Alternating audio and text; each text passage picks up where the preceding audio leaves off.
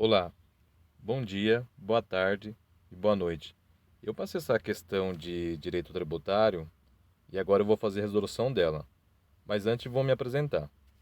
Sou advogado, professor do CIT Curso Preparatório para Concursos de Carreira Policiais, cursando pós-graduação em Direito Constitucional e pós-graduação em Direito Administrativo pela Faculdade Unileia de Brasília.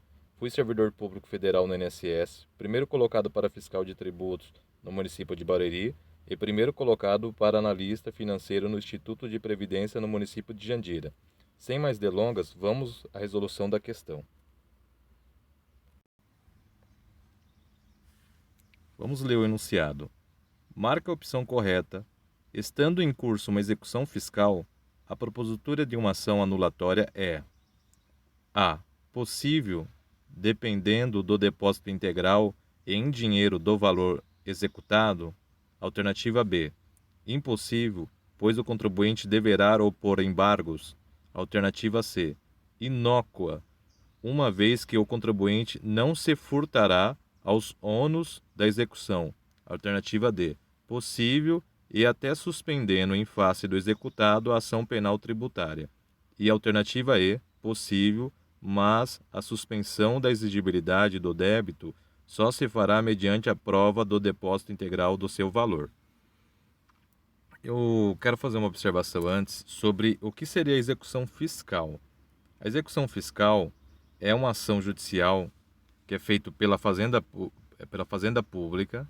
É um procedimento feito para poder exigir o pagamento de um tributo devido. Essa ação judicial, que na verdade seria a execução fiscal, ela é regida por uma lei de número 6.830 de 80. Ela que rege os procedimentos para se fazer a execução fiscal.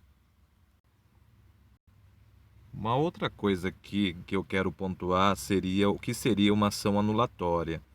A ação anulatória é uma ação ordinária judicial que ela serve para poder anular qualquer ato administrativo. Ou seja, no nosso caso aqui, seria, por exemplo, um lançamento tributário, a qual é feito o ato para fazer o lançamento e o contribuinte ele discorda desse lançamento e ele acaba entrando com uma ação judicial que se chama ação anulatória. E ele vai entrar, né, com essa ação anulatória fundamentado em alguma ilegalidade, ou seja, algum procedimento do ato ele não estava em conforme à lei, ou por uma inconstitucionalidade, que seria algo que seria contra a Constituição Federal. Agora vamos alternativa por alternativa para saber qual que é a correta e também é o motivo por que as outras estão erradas. Vamos começar pela letra A. A letra A fala que é possível uma ação anulatória e ela depende de um depósito integral e em dinheiro do valor executado. Vamos dar uma olhada lá na lei 6.830 de 80, que é a que rege a execução fiscal, para ver o que ela diz, especificamente no seu artigo 38. Bom, dando uma olhada nessa lei de execução fiscal aqui, eu vou até aumentar aqui para vocês verem, que é a lei 6.830 de 80. Ela aqui, deixa eu pegar uma caneta aqui para tentar marcar. Ela aqui que essa lei, ela dispõe sobre a cobrança judicial da dívida da Fazenda Pública. Tanto a Fazenda Pública Municipal, Estadual ou Federal vai utilizar essa lei de execução. E, e eu quero ir, na verdade, lá no artigo 38, né? Então vamos aqui encontrar na página artigo 38 para ver o que ele diz. O artigo 38 diz o seguinte aqui. Ele fala, vou até circular aqui para vocês verem. Que é isso aqui, ó, artigo. Opa! Deixa eu pegar aqui a caneta novamente. Pronto, artigo 38 aqui, ó.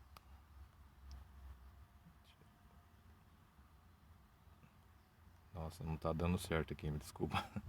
Vamos tentar de novo, ó. Isso aqui é o artigo 38, que é isso aqui para baixo, tá vendo? O que ele diz? voltar aqui, ó.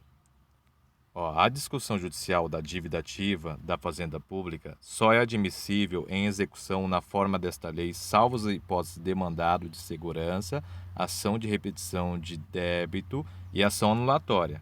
Exatamente essa que a gente quer saber, ação anulatória do ato declaratório da dívida está precedida do depósito preparatório do valor do débito.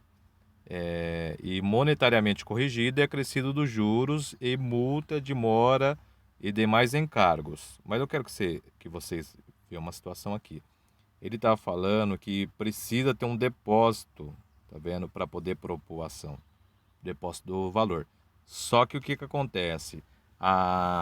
Essa lei ela é de 80 e teve a Constituição Federal de 88 que não recepcionou essa lei, porque você não pode discutir um débito judicial e ser obrigado a ter que fazer um depósito judicial, porque isso te barraria de você fazer a discussão dessa dívida e feriria um princípio da inafastabilidade da justiça. E, inclusive, o próprio STF, Supremo Tribunal Federal, ele editou uma súmula vinculante 38, falando que não precisa fazer esse depósito. Então, vamos lá ver essa súmula vinculante desculpa, é a 28, tá? Vamos dar uma olhada. Pronto, estamos aqui nas súmulas vinculantes do STF. E aí a gente quer ver a súmula 28, né? Então vamos dar uma olhada aqui que ela fala, que ela vai falar que não precisa desse depósito. E a lei, nessa parte, a lei 6.830 de 80, que fala dessa parte do depósito, seria inconstitucional. Então não precisaria seguir esse procedimento do depósito. Aqui, a súmula 28, ó. Ela vai falar que é inconstitucional a exigência do depósito prévio com requisito de admissibilidade de ação judicial na qual se pretenda discutir a exigibilidade do crédito tributário, ou seja, essa parte do artigo 38 da Lei 6.830 de 80, que precisa fazer o depósito para fazer a discussão, ou seja, a ação anulatória, ela é inconstitucional. Então, logo, a alternativa... vamos lá na alternativa... A alternativa A, ela não é correta, porque ela fala aqui que precisa do depósito. E aí o que eu vou fazer? Eu vou eliminá-la, eu vou passar aqui que ela não é a correta. Então vamos lá para a alternativa B. A alternativa B fala que é impossível, pois o contribuinte deverá opor embargos. Já tem uma jurisprudência pacífica que a ação anulatória ela não precisa, ela pode ser proposta mesmo antes dos embargos, mesmo tendo uma ação em andamento do fisco de execução fiscal, e então já tem essa jurisprudência. Então, logo, a alternativa B não é a correta, porque mesmo que tenha uma ação de execução fiscal e tenha o prazo para o contribuinte devedor opor os embargos, que seria 30 dias, o contribuinte pode entrar com uma ação paralela ordinária, ao mesmo tempo pedindo a anulação do ato e, ao mesmo tempo, ele pode pedir a suspensão da exigibilidade desse crédito, ou seja, também a suspensão dessa ação de execução fiscal do fisco. Então, logo, a alternativa B não é a correta. A gente vai lá para a alternativa C, que ele fala o seguinte, que é inócua, uma vez que o contribuinte não se furtará ao ônus da execução. Também não é verdade, que existe uma jurisprudência muito grande que a ação de execução ela vai continuar, ela pode ser suspensa com pedido de liminar pela ação anulatória pelo contribuinte. Então, logo, a alternativa C não é a nossa resposta. Então, a gente vai lá e elimina. Agora, a gente vai para a alternativa D. A alternativa D, ele fala que é possível e até suspendendo em face do executado a ação penal tributária. Aqui é uma ação penal. Vai ter um crime tributário, só que é uma ação penal. E pelo princípio da independência das esferas de ações judiciais, algum processo administrativo ou ação civil, eles falam que essas esferas são independentes e uma não se relaciona com a outra.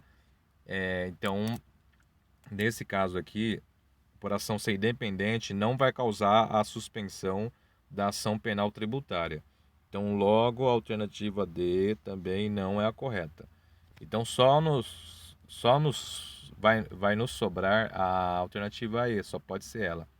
Então, vamos ver o que ela fala. Ela fala que possível, mas a suspensão da exigibilidade do débito só se fará mediante prova do depósito integral do seu valor. Aqui tem que tomar cuidado para não se confundir, porque eu tinha falado que a ação de execução ela não ia ser suspensa. Só que aqui ela não é suspensa. Na verdade, o que é suspenso aqui é a exigibilidade da cobrança. Como ele fala aqui, mas suspende a exigibilidade do débito. Só se fará mediante a prova do depósito integral do seu valor. Vamos dar uma olhada lá no artigo 151 do CTN, que é o Código Tributário Nacional, para ver o que ele diz. E aí você vai ver que essa alternativa E seria a correta. Bom, estou aqui no CTN. O CTN é o Código Tributário Nacional, que vai reger toda a questão da parte tributária, e a gente tem que dar uma olhada lá no artigo 151. Vou entrar aqui e encontrar na página. Artigo 151. O artigo 151 do CTN, ele tem alguns rols taxativos sobre os casos, as circunstâncias que vai causar a suspensão do crédito tributário, ou seja, ele vai ficar suspenso até que essa circunstância termine e depois ele volta a ser cobrado. Então existe, aqui são 6 rols taxativos e um deles é o que fala do inciso 2. Vamos dar uma lida no artigo aqui. Deixa eu apagar esse aqui, né? Dá uma olhada aqui no artigo. Ele vai falar da suspensão, tá vendo? A suspensão do crédito tributário. Aí o artigo 51 ele vai falar que suspende a exigibilidade do crédito tributário, o 2, como eu havia falado, o depósito do seu montante integral. Então, logo, por esse. Vamos ler todos aqui para você ter uma ideia. Ele é suspenso pela moratória. Moratória seria atrasar o tributo, deixar adiar para cobrar no momento para frente. Morosidade e atraso. O outro que é o 2, que é o que interessa para a nossa alternativa para estar correto, o depósito do seu montante integral. O 3 é uma reclamação, recurso nos termos da lei regular do processo tributário administrativo. Seria as impugnações administrativas. Imagine que um contribuinte recebeu uma multa e ele não concordou, e ele foi lá na administração que aplicou a multa para ele, e ele vai impugná-la e vai entrar com recurso de impugnação. Então, enquanto o fisco, a administração tributária não dá resposta sobre esse recurso, esse crédito ele fica suspenso. O 4 é a concessão de medida liminar em mandado de segurança. Às vezes você acha um abuso de autoridade ou de poder, alguma ilegalidade, é direito líquido e certo. Então você entra com mandado de segurança e pede uma liminar. E enquanto essa liminar estiver aí, vai ficar suspenso esse crédito tributário. O outro é a concessão de medida liminar através de uma tutela antecipada. Em outras espécies de ação judicial, por exemplo, ação anulatória, posso pedir uma liminar. Seria uma ação judicial do que ele fala no inciso 5 aqui. E o inciso 6 fala o parcelamento. A pessoa pede para parcelar. Muitos municípios, no caso do ISS, dá o prazo de parcelamento em 10 vezes. E enquanto não pagar-se a última parcela, esse crédito ele fica suspenso. E é óbvio, se chegar a pagar a última parcela, aí já não é um caso de suspensão. Aí se extingue o crédito, né, tributário. Então, voltando lá para a nossa alternativa, o correto aqui seria a alternativa E, né? Então, todas aqui eu eliminei por algum fundamento, e a correta mesmo é a alternativa E. Espero ter ajudado vocês aí. Eu vou pedir um favor para vocês se inscreverem no meu canal, porque aí vocês vão receber novidades, novas aulas e vai me ajudar aí também, tá? Então, muito obrigado.